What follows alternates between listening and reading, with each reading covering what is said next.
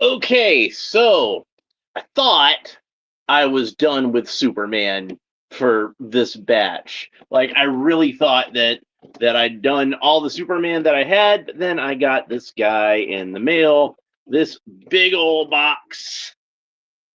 Justice League versus Godzilla versus Kong, Superman versus Godzilla, DC Justice League, Monsterverse.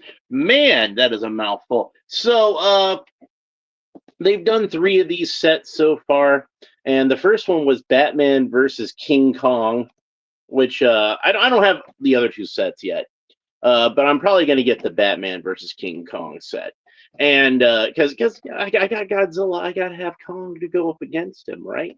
So yeah, if this set had been the first one, I probably would have bought that one like months ago, and then bought the Batman set if it came out at the same time as this one. I'd probably already have both of them, but like Godzilla is one of my favorite characters ever, so I was really excited about this. I haven't really talked about Godzilla a whole lot on this show because I haven't really had a whole lot of Godzilla to unbox. I just haven't bought that many Godzilla toys in the past couple of years that I've been doing this. And usually when I'd buy them loose, you know. But yeah, how can I resist having the Man of Steel and the King of the Monsters in the same box? How cool is that? And this is the Legendary Films version of Godzilla. Now, personally, my favorite design of Godzilla is the Heisei era design. The one that they used from Godzilla versus Biollante on through Godzilla versus Destroya, and those are some of my favorite Godzilla movies too. I really like that era, and I liked how it had like a tight, interconnected continuity in between everything from Godzilla 1984 on through Destroya, and Destroya is just such a great movie, and that's definitely one of my favorite Godzilla movies of all time. I like the original Godzilla, the original uncut Japanese 1954 Godzilla. The American edit with Raymond Burr, that's the one I grew up with. It's pretty good, but the original one is just a masterpiece, a great piece of filmmaking, a fine film. I will say that.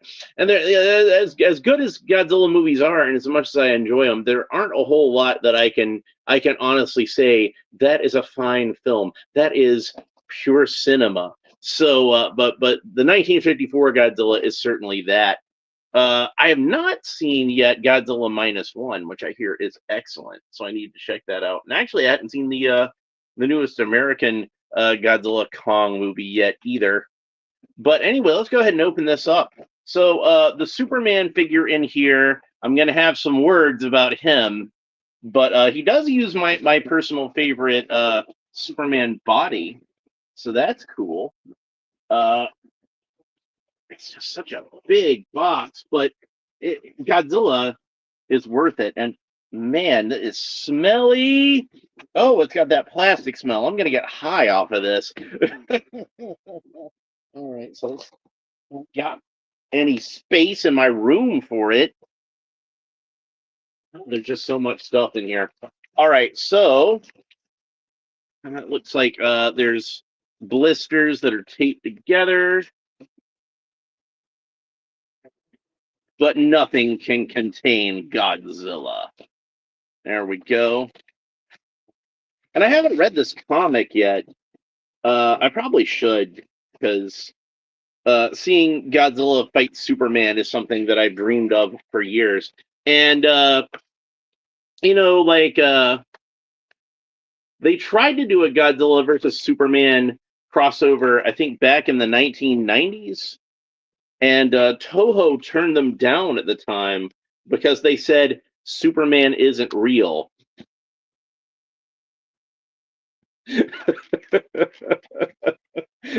Like Godzilla is, but we can't have something like as unbelievable as a flying man with laser eyes in our Godzilla movie. All right, so there are actually two Superman figures in here. One is a much smaller Superman figure, and that's the one that allegedly is supposed to be in scale with Godzilla. Though personally, I think he's even still a little bit too large for that. But it's certainly closer than this figure is in scale. And I figure it's the sort of thing where like they just want to have the proper sized uh, multiverse figure in the pack. But oh, and he's got the extra hands. Let's make sure we get those out.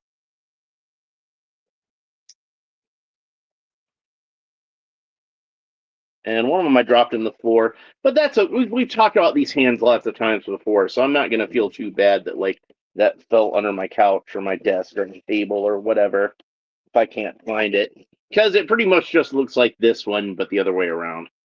So, all right, so we got that off, and then the big G himself.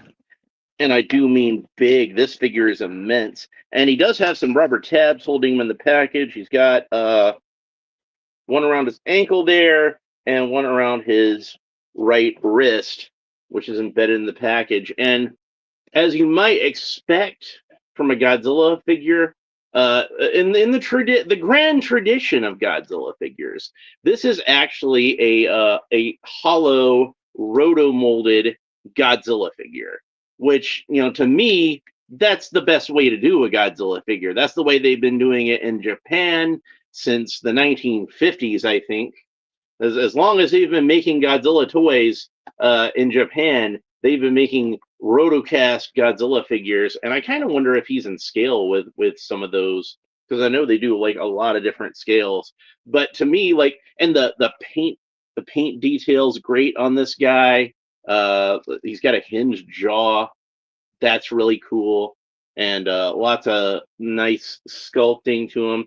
You can see that since this is the legendary version of Godzilla, he does have that sort of more scaly sort of texture, which the original Godzilla had that tree trunk texture because it's not actually supposed to be dinosaur scales. It's supposed to be scar tissue from when he was mutated by the atom bomb.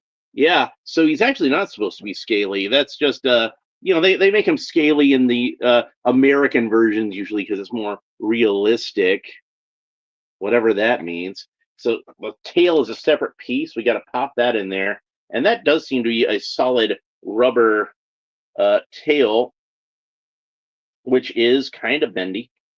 So there we go. That's our Godzilla, and he's really cool looking. So I'm going to talk more about him in a minute.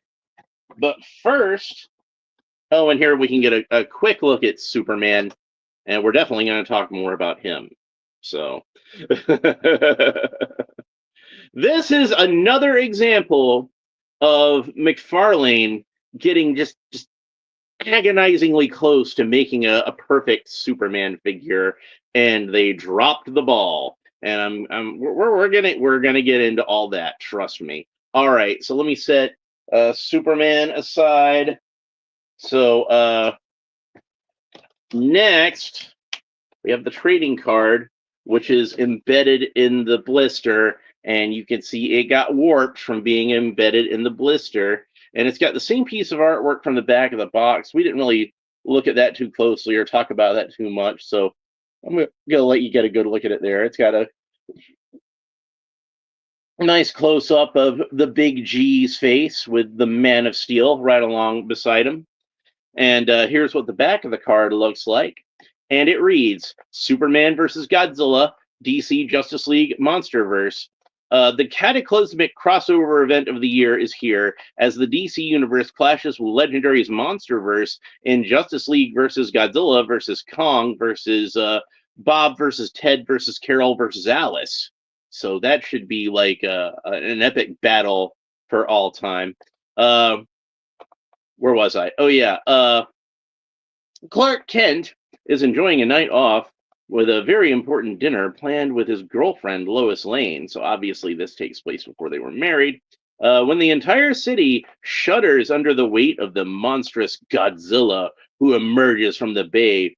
What started as a routine clash between the Justice League and the Legion of Doom takes a dangerous turn when the wall between worlds is breached with Godzilla, Kong, and the Monsterverse emerging on DC's Earth. So yeah, I definitely need to read that comic eventually because yeah, Superman versus Godzilla, and King Kong is in there, and you're like, man, that's got to be cool. And even though they don't mention them, I've got to imagine like some of the other Toho monsters probably show up, like Mothra or King Ghidorah or whoever.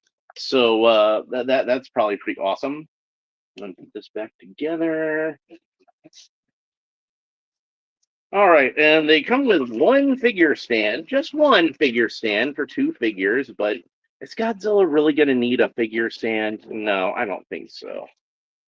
Putting this back together right, because it seems like it's not quite wanting to go. How's this supposed to go back together? Okay, that's super fan. I think I got it. There's like you kind of sandwiches together. Whatever. I will deal with that later.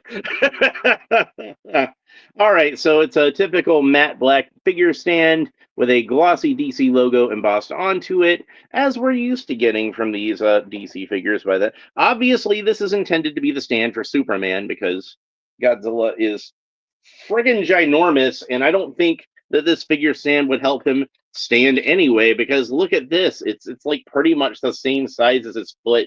It wouldn't do anything. Like seriously, like his foot is longer than the figure stand and about as wide. It's pretty much the same size. So a figure stand would do him no good anyway. And if you did, you'd have to make like a huge figure stand. And he doesn't have holes in his feet, so. But yeah, the tail is somewhat bendy, so you can get a little bit of articulation out of it. But it's not like since it's thick rubber, like nice thick rubber, you're not going to be able to get too much posing out of it. And since the tail is really long, Godzilla is pretty much going to have to fit on your shelf this way. Which that's how I'd want to display Godzilla anyway, because I'd want you to be able to see the full tail and the dorsal spines and everything like that. So you can see the dorsal spines are very spiky. That's one of the few legacies that's left over from the Roland Emmerich Godzilla movie. If you ever saw that, I'm sorry. Was not a fan, and I don't accept that character as Godzilla at all. I think Toho made the right call when they decided to drop the God out of that Godzilla's name and just have him be called Zilla, and recognize that he is a completely separate character from our classic Godzilla. Now, this guy, like I said, he's an American version. He's not the classic Godzilla character that was in the original Toho movies, but he's close enough. And Head Over Diecast is here, and he says, hey, bud. Hey, right back at you. You did make it. And we haven't even really started talking about the figures yet, so you haven't missed too much. I talked a little bit about them. Then I read the trading card, and then I talked about the figure stand, and now we're talking about Godzilla. So since this is a Rotocast figure for the most part, and like I said, that's what Godzilla should be. I feel like that's how I want to see a God, like how I feel like the perfect format for 80s GI Joe, not vintage, not like 60s GI Joe, but like real American hero type GI Joe.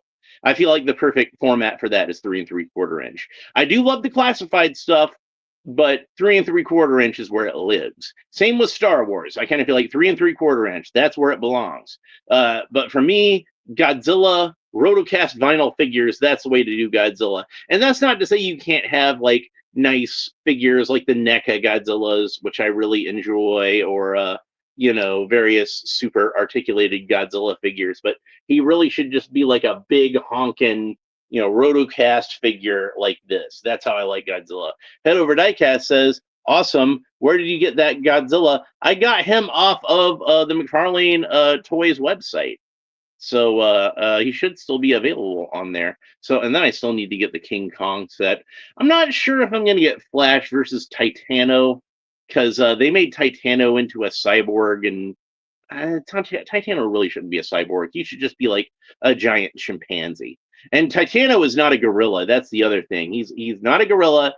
He's a mutated chimpanzee. So there's a difference. Basically, he'd have bigger ears. That would be the main thing.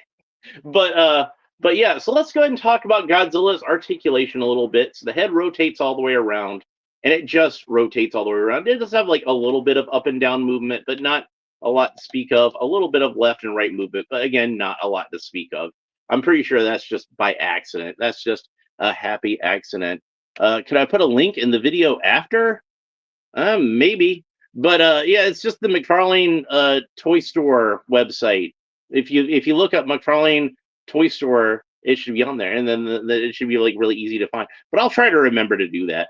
Uh, but yeah, and then like I said, he's got a hinged jaw. That's about as wide as it opens up. That's about as far as it closes. So unfortunately, does not close all the way, but closes like a decent amount. So that's nice. The arms rotate all the way around.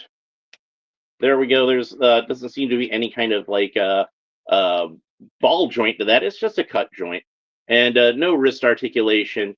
Again, this is a rotocast figure, so it's pretty simple. Legs technically I think rotate all the way around, but it does get kind of awkward where it meets the hips, and of course it's going to bump into the arm. But you see, technically it does rotate all the way around. And then there's no knee articulation, no ankle articulation, and the tail rotates all the way around. You saw that was a separate piece that I plugged in, and like I said, it's got a wire in it, so it's kind of bendy. But it's just since it's so thick, it's hard to bend it around too much. But really impressive looking Godzilla. He's got a lot of good paint detail. It looks just like how the legendary version of Godzilla looks in the movie. Very cool. One thing I like about the legendary version is they did design him, even though it is a CGI computer generated character, they still designed him so he looks somewhat like a man in a suit, rather than being like a creature, if that makes any. I mean, he still looks like a creature, but it does have that sort of man in suit kind of look to it, which I really enjoy. So great job on the Godzilla figure. I'm very happy with this. It's the first time that Mcfarlane has done Godzilla, to the best of my knowledge, and they did a great job on him. Since Mcfarlane is losing the DC license soon, sadly, it would be kind of cool, I think, if maybe they, to pick up another license to do, maybe they went to Toho and got the rights to some of their monsters, because seeing what a good job that Mcfarlane did with this Godzilla, I'd like to see them do some other Godzilla designs. I already mentioned how much I love the Heisei era, but it'd be cool to see, like, say, the original version of Godzilla, or some of the other Showa versions, or the Millennium version of Godzilla. That would be cool. Godzilla -1. Lots of good Godzilla designs that they could be using if Mcfarlane decided to do more of this character. So let's go ahead and set Godzilla aside for a minute, and let's talk about our Superman figures. First, let's get out of the way the tiny Superman figure. So, and I don't know if this is in the same scale as like the smaller Page Punchers figures. It might be, but I don't have any of those. It seems to me like it's a little smaller, like a little undersized from like a Mask figure, if you remember Mask from the 80s. But it does look like he has some elements of this costume that are more like the Rebirth costume or the New 52 costume, such as the way the cape comes to a point at the bottom. To me, looks more like that. But anyway, Superman, his head rotates all the way around, and his arms, they seem kind of stiff, but they're ball jointed, so they do rotate all the way around at the shoulders, and they raise up to the side about that far. So some pretty good articulation on the arms for such a tiny figure. No elbow articulation, no wrist articulation, but he's so small. I don't know how much more articulation you could get into this guy. Waist rotates all the way around. Superman can kick up about that far, which would be good for kicking a giant mutated dinosaur that's rampaging in your city. And that's about it. No knee articulation, no ankle articulation. Nothing like that. Just plain old simple tiny little Superman figure. Like I said, I kind of feel like even this Superman figure is a little oversized to be going up against Godzilla. But if a kid was playing with it, I think like he could just or she could just use their imagination and just kind of pretend, and it would probably be.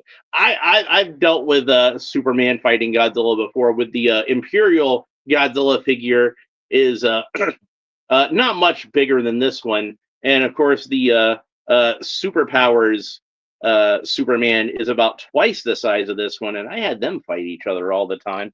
So whatever. Uh, Now the main Superman figure that comes with this set.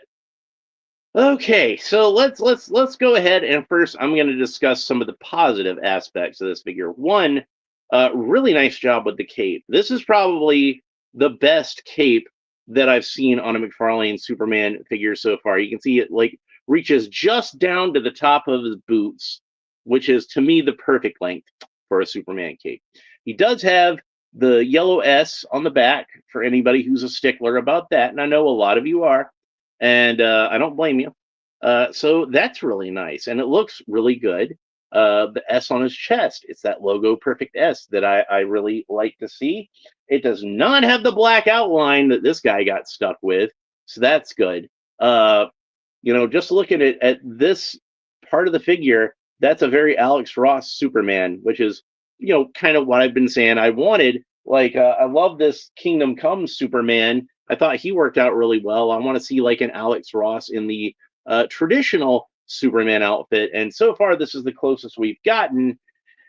All right, so let's talk about the problems with this figure now. And first, the biggest elephant in this room is this head sculpt is just terrible. Like I don't know what they were thinking with this head sculpt. So you got a yelling Superman figure, and I don't know what he's yelling about. Maybe Lois Lane asked him a difficult question, and like I was saving lives, freaking out on her. So that tends to happen these days, I guess. Whatever. But it's not just that it's a yelling Superman head. I mean, that's one thing. Superman yells sometimes. He's got a reason to yell occasionally. But it's the eyes that are really making this not work for me, because the eyes don't really have the right kind of intensity. Like if somebody's yelling, you imagine them with their eyes kind of bulging out like, "Ah," like that kind of thing. He's just kind of like, I can't even do the facial expression. It doesn't even work. I can't get my eyes to look this casual while my mouth looks this angry. Like my eyes have. If I try to make my mouth look angry, my eyes look angry, just like automatically. So that's the big problem I think with this head. If the eyes had more of an intensity to them, I think even if I didn't like even if I wanted to have like just a more neutral expression on the face, I could at least say, well, you know what, this is a good yelling Superman head. It's not what I want out of Superman exactly, but for what it is, it's good. But I don't even think it's good for what it is. I think that they did a poor job with I don't know if it's the paint that does it. Like maybe the paint could have been better if they painted his eyes differently. It might have worked better, or if it's a problem with the sculpt. But does the head come off? Asks Head Over Diecast. Oh yeah, you can take the head off. So there we go. And unfortunately, in this case, it also pulled out the neck stem, which tends to happen anytime I want the neck stem to stay in there. It comes out, and anytime I want the neck stem to stay in, it comes out. Anytime I want it to come out, it stays in.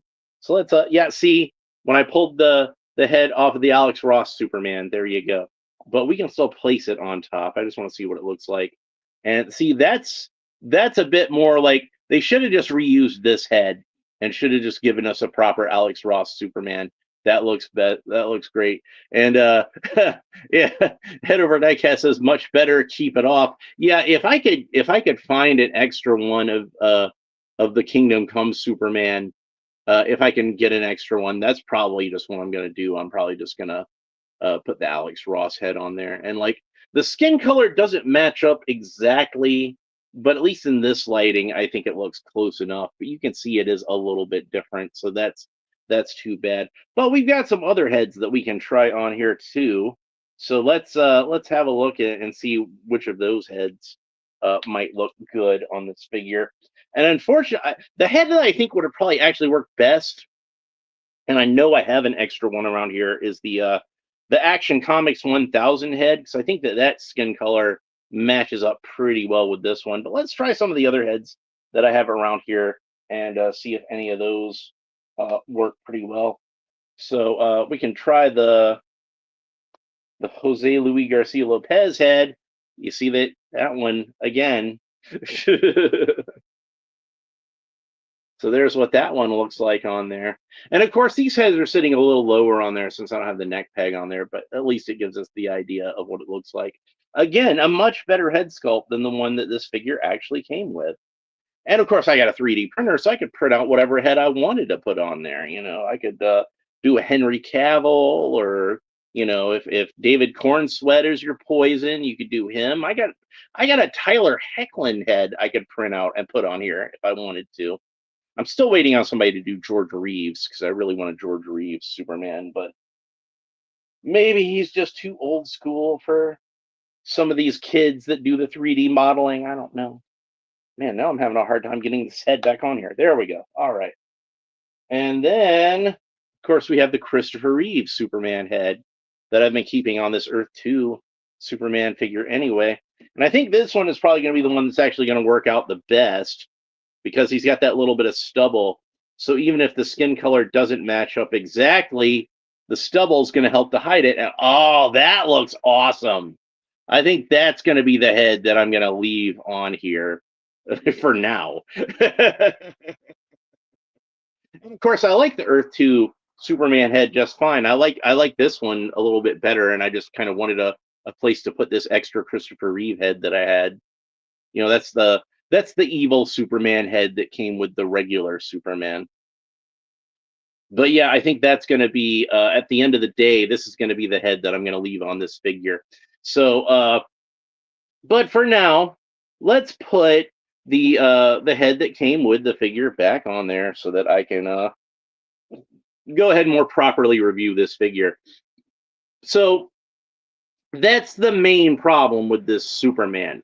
From the neck down, this Superman figure is almost perfect.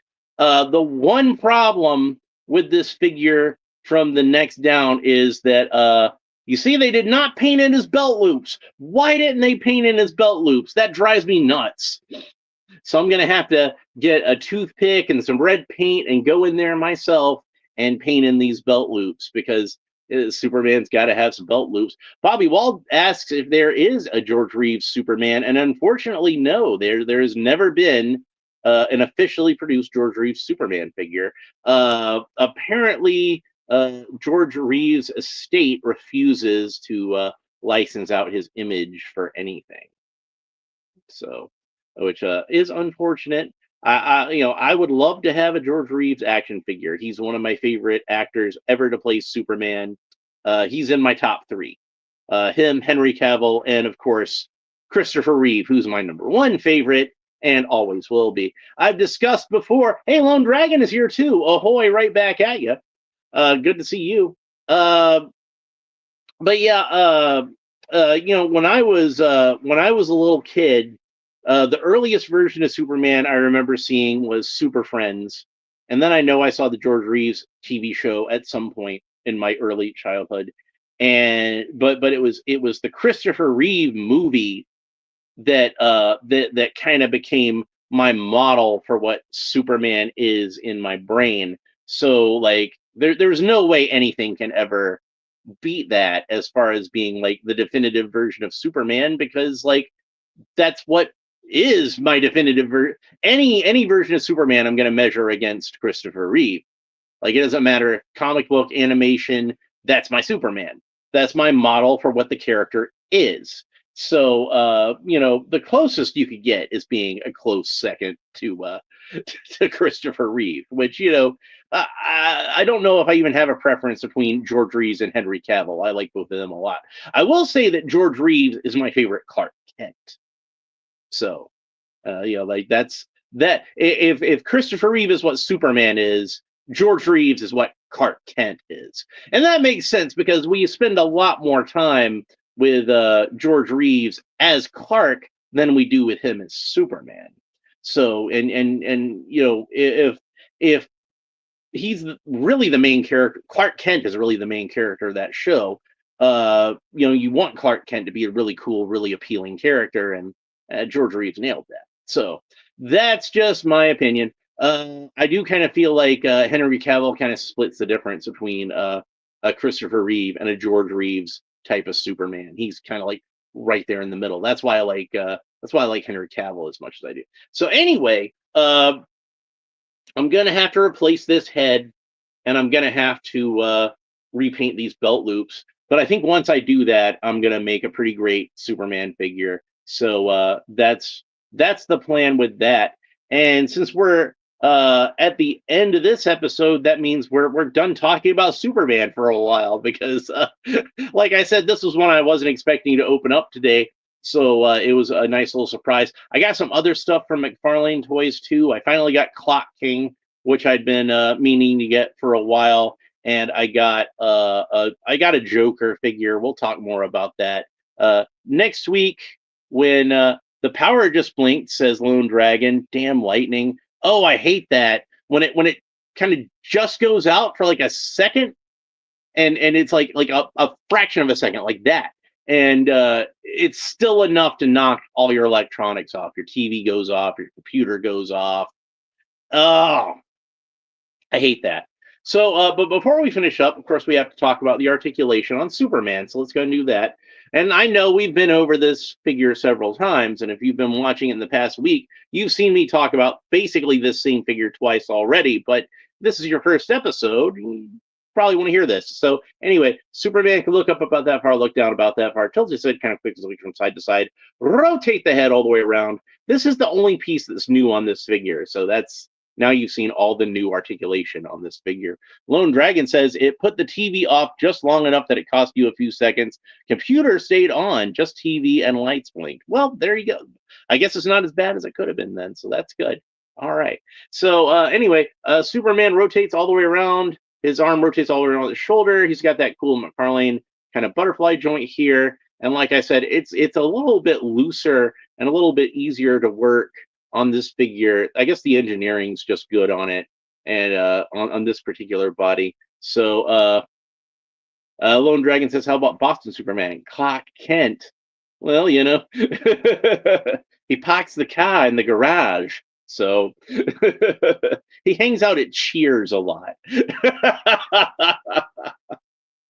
uh, So where was I? Oh yeah. So he's got the cool Mcfarlane torso articulation, rotates all the way around where the rib cage meets the abs and where the abs meet the trunks. And of course, there's a lot of wobble room there, so you can get him posed in a lot of really cool, dramatic positions. Of course, I always like to get Superman into that Kurt Swan flying pose. Hope you guys aren't sick of that yet. So there we go. There's that. And you can look up a little further too. So there's that. And then, of course, the arms akimbo kind of pose, which looks funny when he's yelling like that, like he's giving you a stern talking to. Yeah, this is not a good head. I will say, I do like the way they sculpted the hair. The hair looks nice. It's the facial expression that's throwing me off. It's that he his it's like the episode of How I Met Your Mother when they were talking about the captain. Oddly enough, Kyle MacLachlan, who did the voice of Superman in the New Frontier movie, he plays the captain. But they're talking about how like his eyes look angry even when he's smiling. So like if they cover up the bottom half of his face, he looks mad, but they cover up the top half of his face, he looks happy. He's kind of like that, except for like the bottom half of his face is angry, and the top half is just kind of whatever. Ah, that's this face. So, Gaz says, "Wicked pissa." Yeah, exactly. He's pissed about something. So anyway, this is a an okay Superman figure that could have been great if it had a good head on it, but it does not have a good head on it. It has a very probably the worst head that I've ever seen on any McFarlane Superman figure thus far. And you can bet the second I'm done taking my thumbnail picture for this video, I'm going to swap it out with this Christopher Reeve head. And I think that's going to look really cool once I get that all put together. So I'll put some pics of that in the as a community post so you guys can see that later. But how that turned out. I mean, like you obviously already saw it in the video, but like when you see it with like the neck tag and everything, see how it gets put together. But anyway, that's pretty much it for our Superman versus Godzilla set. I hope you enjoyed it as much as I enjoyed opening them up. Obviously, Godzilla is the rock star of this set. He's really great. The Superman figure is one that had some potential that was kind of squandered, unfortunately. But hopefully, I can still make this figure shine. And then Gaz says that's Bostonian for that's cool. Well, that also is true. It's sorry, like I said, instead of my my Boston experiences, I watched Cheers growing up. I've never actually been to the city. I think I would like to go and see like some of the historic areas, and of course see Cheers, since like I said, I was a fan of that, and that would be a lot of fun. There's a lot of places I would like to travel to. I haven't really been like north of Tennessee, and I haven't really been west of Alabama. So it's like, and I haven't been any further south than Panama City, I think. No, wait, Orlando. I've been to Orlando because I went to Disney World once. I went to Disney World twice, but I only remember once because I was too young the first time. But yeah, that's pretty much it for this set. I hope you enjoyed it. Hopefully we can have more Godzilla on the show eventually, like if I can find some cool stuff to open up.